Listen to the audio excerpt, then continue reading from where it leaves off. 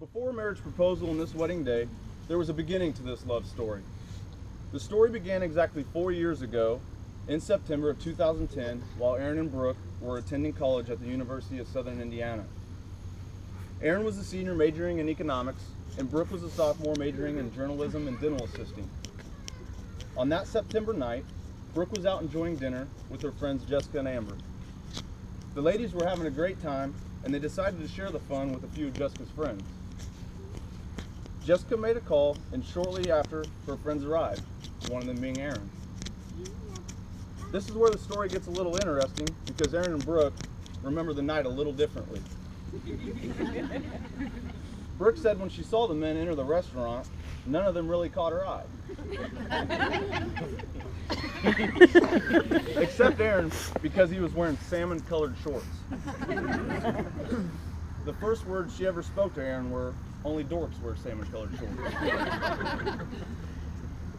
Now, Aaron did show up that night wearing his salmon-colored shorts, but he was looking good. He was looking so good, in fact, that that's all Brooke could talk about.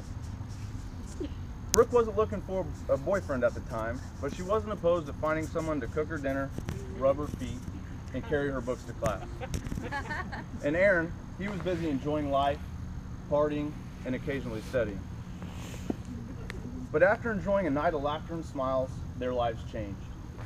That night led to daily text messages, which led to several dates, and in Aaron's words, led to happily ever after. Brooke claims it took Aaron 4 months to prove he was the one, but she quickly found that the Southern gentleman with a killer golf game and bad jokes was just who she was looking for. And Aaron, well, he didn't use these words exactly, but I think he found his love on that September night. Now that special night has led us to today. I have told the story of how your love began. Now, Aaron and Brooke, I will have you read your vows that you have prepared. These vows are a way to show your love and commitment to each other and how it will continue, in your own words. These vows are your way of openly declaring the promise to one another, as well as to all of those who are in attendance today. Aaron, would you now please read your vows to Brooke?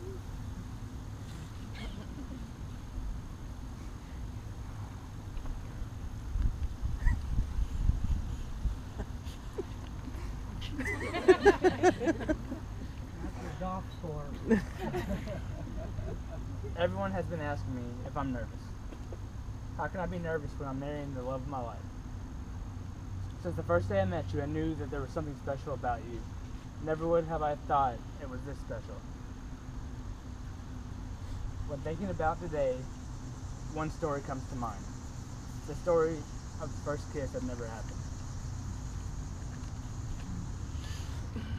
At our annual KA holiday party, I asked you to be my date. Shockingly, you said yes. A lot of girls wanted me, it's okay.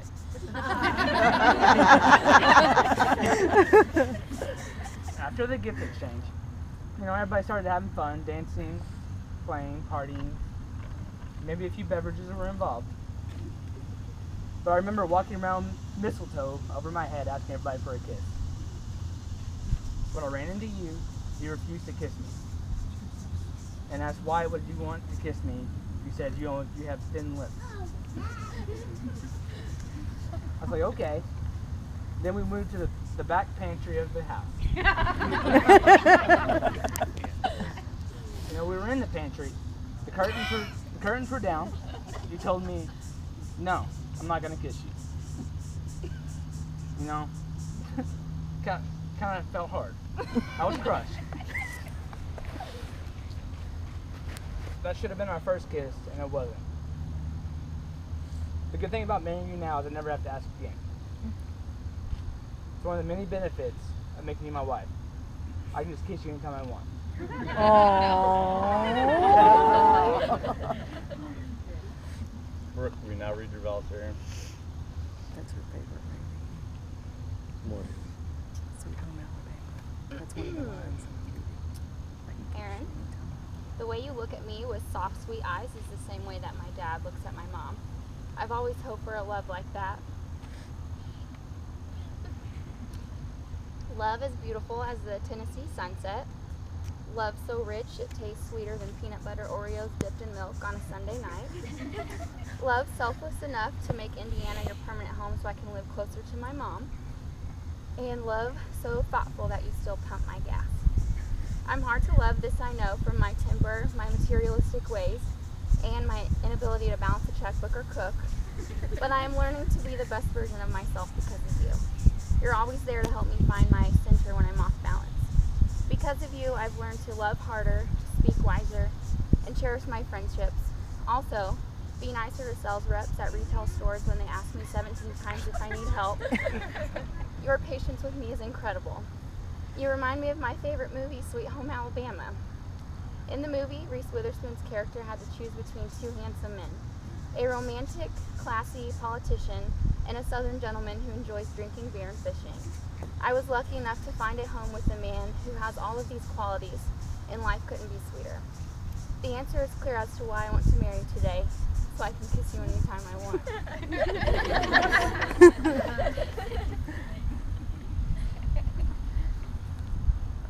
Aaron and Brooke will now exchange rings to symbolize their commitment. Rings are derived from humble beginnings of imperfect metal to create something striking, where there was once nothing at all. It is customarily worn on the ring finger, as it is the only finger with a vein running directly to the heart. The wearing of the rings is a visible outward sign that they have committed themselves to one another. Morgan?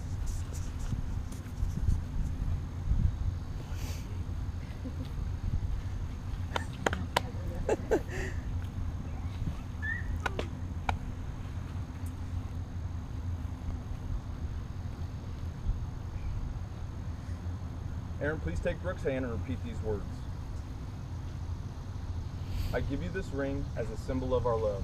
I give you this ring as a symbol of our love. For today, tomorrow, and for all days to come. For today, tomorrow, and all days to come. Wear it as a sign of what we have promised on this day. To wear it as a sign as we promise on this day. And know that my love is present even when I am not. To know that our love is present even when I am not.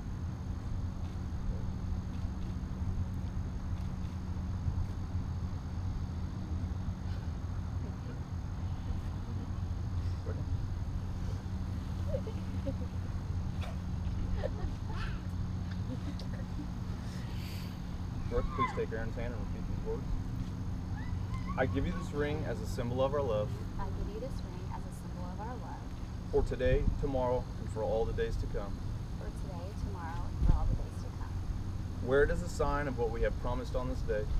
Wear it as a sign for what we have promised on this day. And know that my love is present even when I am not. And know that my love is present even when I'm not.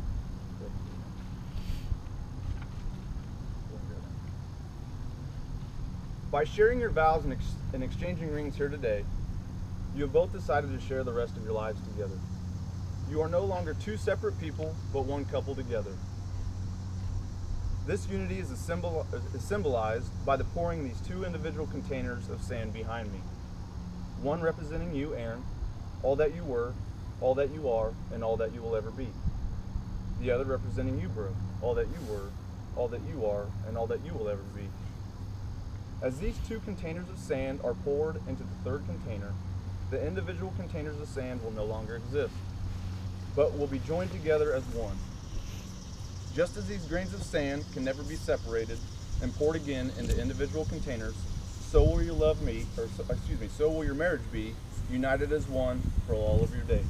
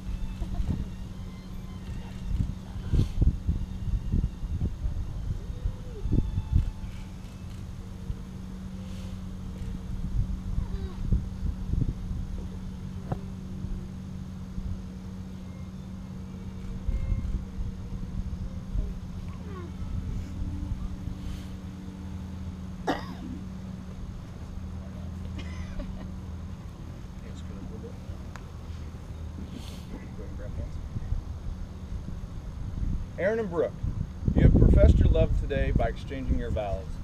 You have symbolized your commitment by exchanging rings. And you've expressed the individual lives by pouring of the unity sand.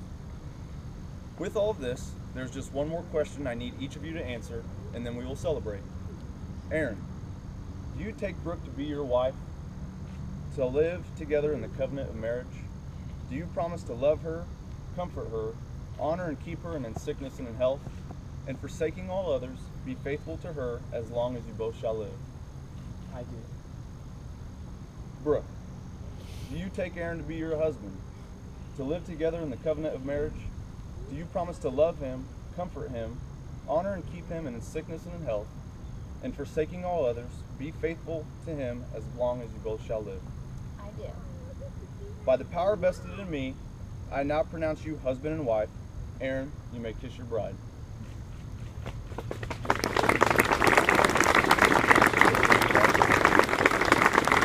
It's my great honor and privilege to be the person to present to you Mr. and Mrs. Aaron Anderson.